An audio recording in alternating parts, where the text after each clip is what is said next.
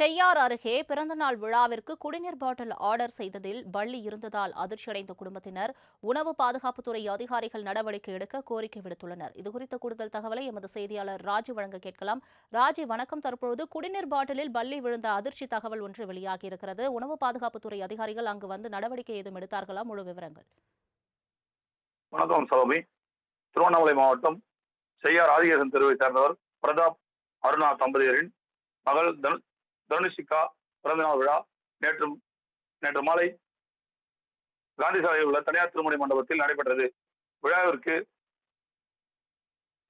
செய்யாறில் இயங்கி வரும் செரி மினரல் நிறுவனம் கம்பெனியில் இருந்து 210 பாட்டில்கள் ஆர்டர் செய்திருந்தனர். பந்தியில் உணவு சாப்பிட்ட குடிநீர் போதியதை மீதி உள்ள பாட்டில்களை வீட்டிற்கு எடுத்து சென்று காலையில் குடிக்க எடுத்து பார்க்கும்போது பாட்டிலில் பள்ளி இருந்ததை கண்டு அதிர்ச்சி அடைந்தனர். இச்சம்பவம் குறித்து உணவு பாதுகாப்புத்துறை நடவடிக்கை எடுக்க வேண்டும் என கோரிக்கை விடுத்துள்ளனர். குடிநீர் பாட்டிலில் பள்ளி இருந்ததை கண்டவுடன் அதிர்ச்சி அடைந்தனர்.